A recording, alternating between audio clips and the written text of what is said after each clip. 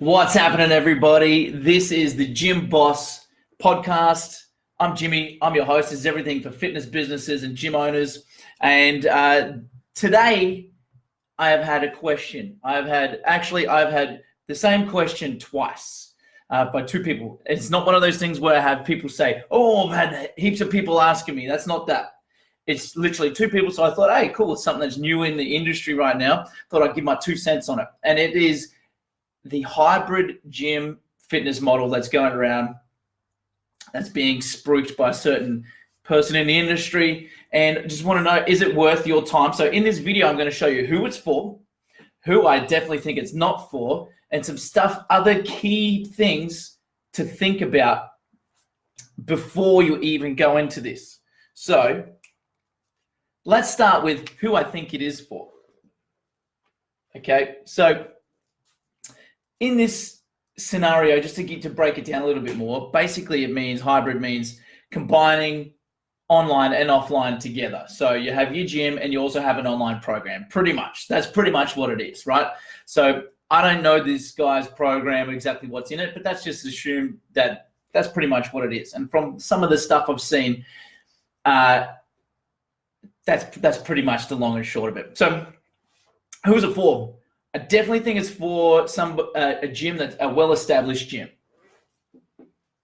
Well-established gym. That is for people who've got a gym, they've got staff, they've got team, they've got everyone sort of, on board. They've got a good system going, okay? And you need to be able to have, when I say well-established gym, you need to be able to sell. Can sell. You need to be able to sell, because selling is the key component to anything. And so just because it's online doesn't mean it's easier. You're still going to have to get on the phone to these people and be able to sell them, right? So that's that one there. So, and you also need to have a team. Someone that has a team that can be dedicated to just this. So you have, you have your staff that do the coaching, and you have your staff that do all that stuff in the gym. Then you're going to need somebody that's dedicated purely to the online stuff. This is what I truly believe, because it's not necessarily easier. It's not necessarily easier. You still need to be able to just go, oh, it's online, it'll be easy. You don't have to see them in the gym. You still need to give them time and attention for them to warrant to pay you some money. You can't just sign them up and leave them. Like, you need to be able to, give them the value that they're paying you for.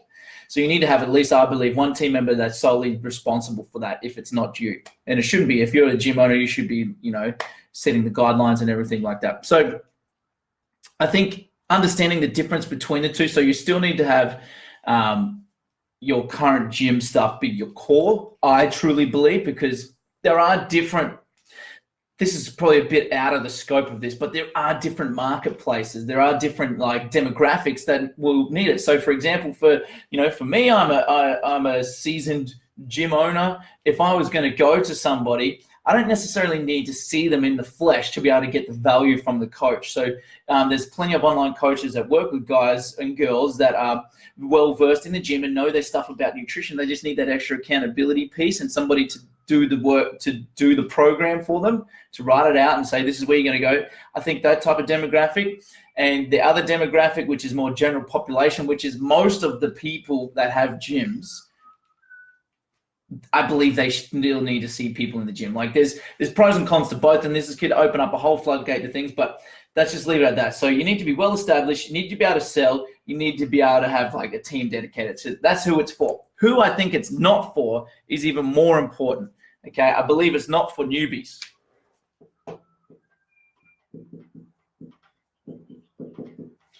Why?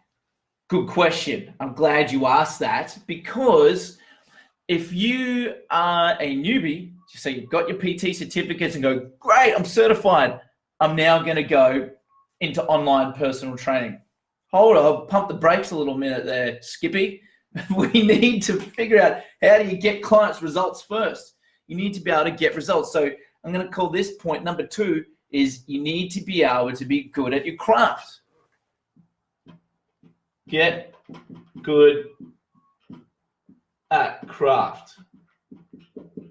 And the craft being getting results for clients, understanding how biomechanics works, understanding like how psychology works for a client. Like when you see them, like understand like online is not an easy way out. Online is actually harder. Online is actually harder. I've tried both in the past, and in person is the easier option. Trust me. So if you're looking for an easy way out, this is me talking to the newbies now. If you're looking for an easy way out or looking for just some easy money with no like work, so this is the third one. If you're just looking for easy money,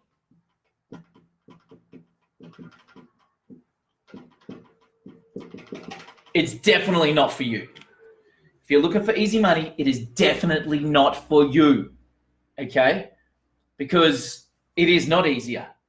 You need to understand all the fundamentals of business first. You need to be able to market. You need to be able to sell. That's the front end. Then you need to be able to get clients results, which is the main part. You need to be able to, that's what I've got here. You need to be good at your craft. Okay? Selling somebody in person is much easier than trying to sell them over the phone when you're starting out.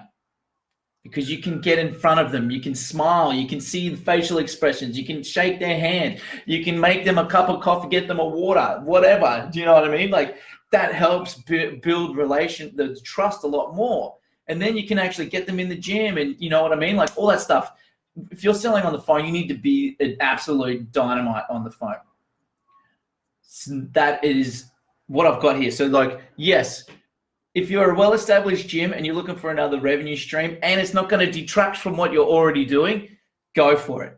If you've got someone that can sell on the phone really well, go for it. And if you've got a team member, even just one team member that you can solely dedicate to that, to the online stuff and making sure that they're all getting taken care of, then do it. 100% think that it could be a good viable option. Or if you've got other demographics that you want to go for, like maybe more athletes or something, I don't know, like, you know, you could use your imagination. Who it's not for is not for newbies, not for getting, you know, you need to be able to get good at your craft first. And it's not for the people looking for easy money. And when I say easy money, I'm talking to you well-established gym owners as well, because it's not easy. It's not easy. It's starting a whole new business pretty much that dovetails into your existing business.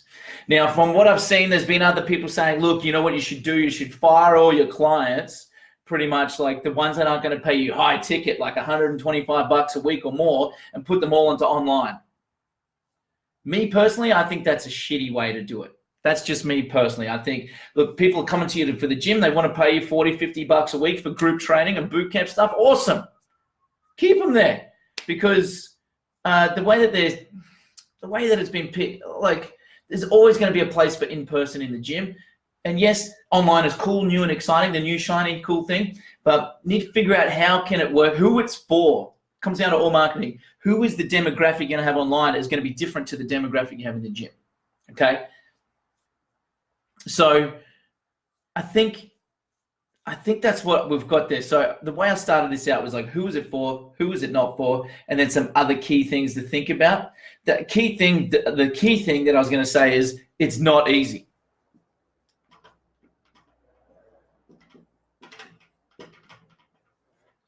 It is not easy, okay?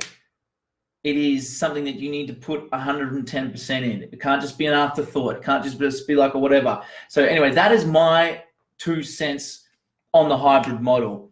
I'll probably have, you know, I'm open to comments and questions below. So if you're on Facebook, definitely leave a comment in there. And if you've been, you know, you've got value from this and you've enjoyed it, hey, Brendan is on. Good to see you, man. If you've enjoyed this as much as I've enjoyed making it for you, you know, share it with somebody that you know that needs to hear this or see some stuff about it. And if you're on the podcast as well, screenshot it, share it, tag me on Instagram at the Jimmy Halley, because I like seeing that sort of stuff and that helps me, you know, keep making these for you. So anyways, this is Jimmy. Peace. Love you all. I'll see you all on the next one.